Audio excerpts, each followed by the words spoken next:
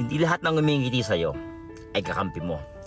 Hindi rin lahat na nakakasama mo ay kaibigan mo. Hindi mo alam kung sino talaga ang kakampi or kaaway mo. Kaya ang pinakamagandang sandata laban sa kanila ay huwag ka magbibigay ng anumang komento para wala silang mapisil sa'yo na ibabato sa ibang tao. Dahil kung minsan, nagiging masama ka sa iba dahil sa maling kwento.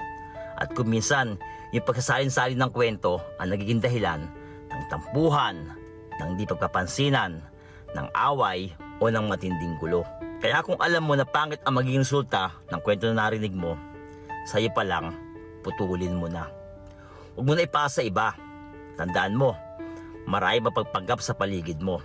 Kaya kahit anong galing ng pakisama mo, sa isang pagkakamali mo lang, burado lahat ng mabubuting ginawa mo.